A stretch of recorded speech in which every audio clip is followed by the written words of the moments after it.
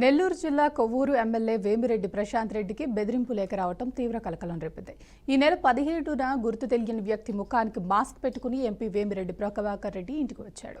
అక్కడ భద్రతా సిబ్బందికి ఒక లేఖను ఇచ్చి అక్కడి నుంచి వెళ్లిపోయారు. అనంతరం కార్యాలయ సిబ్బంది తెరిచి చూడగా అందులో వేమిరెడ్డి ప్రశాంత్ రెడ్డి తనకు 2 కోట్ల రూపాయలు ఇవ్వాలని, లేదంటే చంపేస్తామని రాసి ఉండటాన్ని గమనించారు. వెంటనే అప్రమత్తమైన ఎంపీ ఎమ్మెల్యేలకు విషయాన్ని తెలిపాడు. అనంతరం ఆ లేఖపై పోలీసులకు ఫిర్యాదు చేశాడు. విషయాన్ని గోప్యంగా ఉంచిన పోలీసులు ఈ వ్యవహారంలో అల్లూరు మండలం ఇక్కపాలెంకు చెందిన ఓ వ్యక్తిని అనుమానితుడిగా గుర్తించి అదుపులోకి తీసుకున్నారు. దీంతో పాటు వేమిరెడ్డి ఇంటి వద్ద అనుమానాస్పదంగా తిరుగుతున్న మరో యువకుడిని ప్రశ్నించగా పొంతనలేని సమాధానం చెప్పాడని పోలీసులు వివరించారు. అతని దగ్గర 4 మొబైల్ ఫోన్స్ ఉండటంతో అతనిని అదుపులోకి తీసుకుని విచారిస్తున్నట్లు తెలిపారు. ఈ విషయంపై స్పందించిన జిల్లా ఎస్పీ కృష్ణకాంత్ బెదిరింపు లేఖ వచ్చిన మాట వాస్తవమేనని, దీనిపై పూర్తి వివరాలు త్వరలో వెల్లడిస్తామని తెలిపాడు.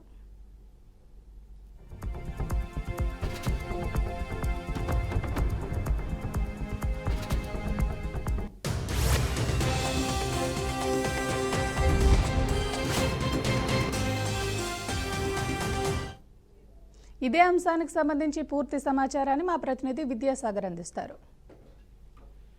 నెల్లూరులో ఒక చిన్న సంచలనం రేపే ఒక విషయం అయితే వెలుగు చూసింది.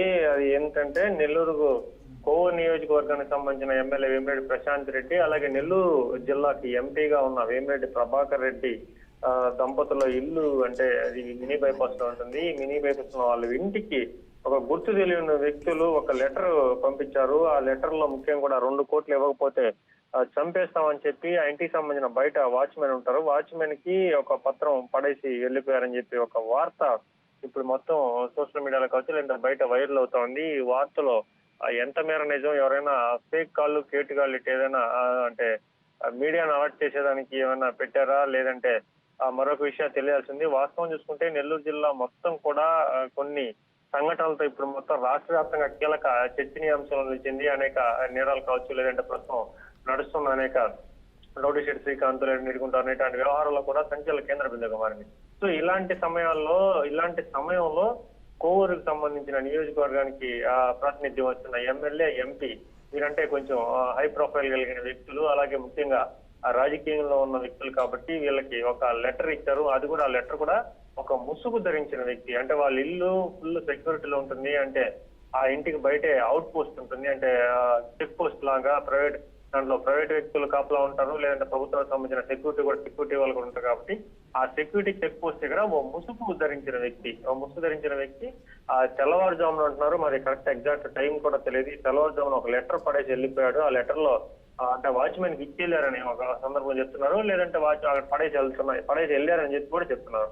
సో దాని సారాంశం ఏంటంటే 2 కోట్ల రూపాయలు వీళ్ళు చెల్లించాలి, వేమిరెడ్డి దంపతులు ఇవ్వాలి, లేకుండా ఉంటే వాళ్ళని బెదిరిస్తున్నాం అని చెప్పి ఇది ఒక నక్సలైట్ కి సంబంధించిన లెటర్ గా కూడా వాళ్ళు పేర్కొన్నట్టు తెలుస్తుంది.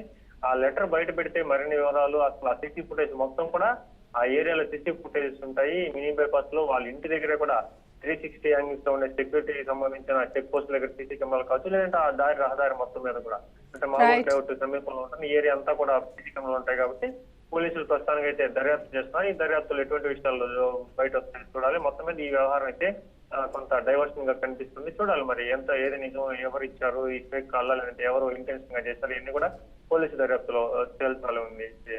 Thank you.